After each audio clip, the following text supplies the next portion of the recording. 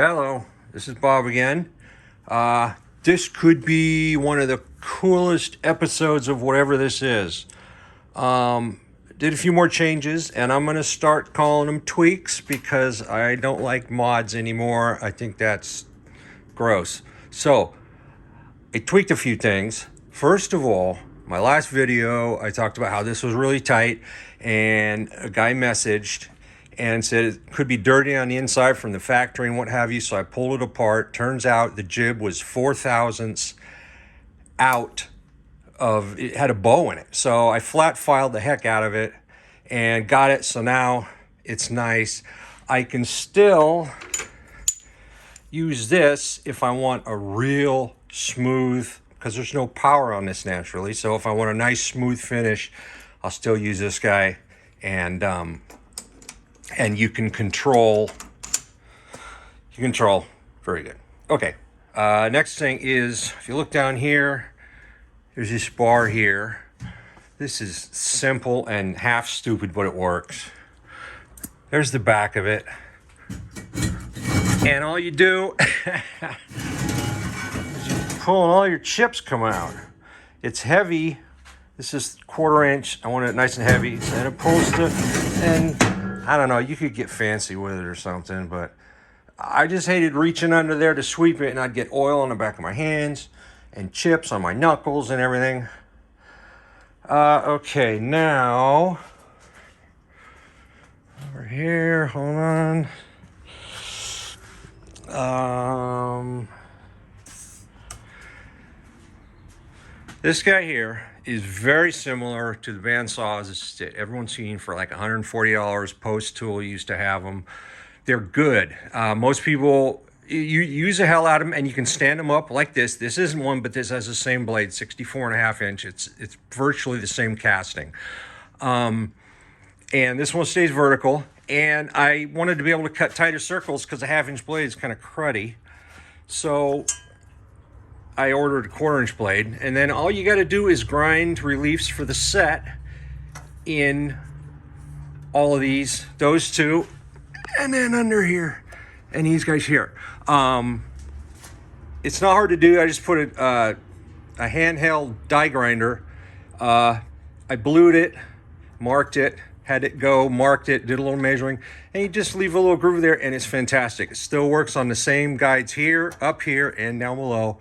So it's sturdy. It works really good, and I can cut a hole a little smaller than a 50-cent piece now out of 1/8 inch steel. So it works good, but you got to make sure and check that it's back, because if it creeps out, it'll come on the outside here, and you won't be contacting, and then it's running really high on the wheels, and that's a big mess. This guy here, I don't know if I've ever showed you guys there. I have them all over the shop. They're sewing machine lights, magnetic. Switches right there, fantastic. Got another one over here. They're great. All right, now a lot of people have these welders, not a Hobart, it doesn't have to be a Hobart, but you have to change the wire to go from high to low.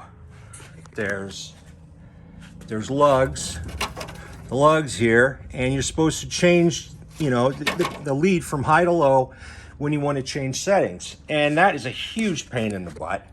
So I got this guy here, which is a 300 amp battery switch for a car, and you just wire it in.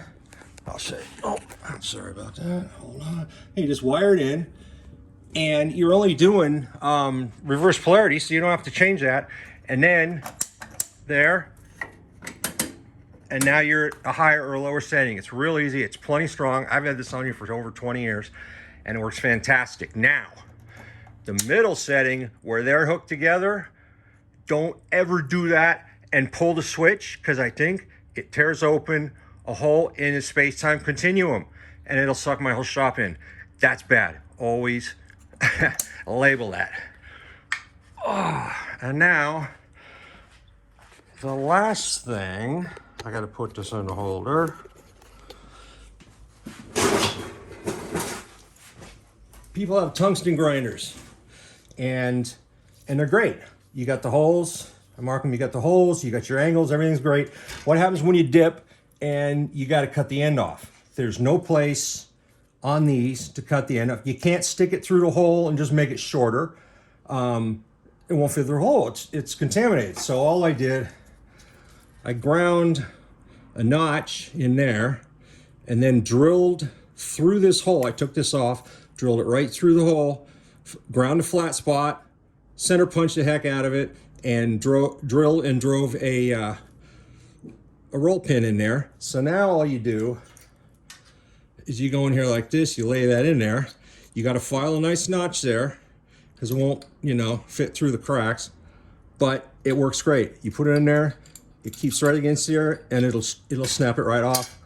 And otherwise, I'm going over to the bench grinder, going on the corner, hoping it wasn't contaminated in any way. You'd probably get ground off anyway, but still, I don't want to get up. I want to do it right here. So that's a good, and all these are damn near the same. They all have the legs. You could do it with anything. Roll pin, you know, you could drive an old, like an old drill bit in there, something, cut it off, doesn't matter. Well, I think that's it. Till next time, I'm still looking for more stuff that I've done, and I'll put it on. Thank you.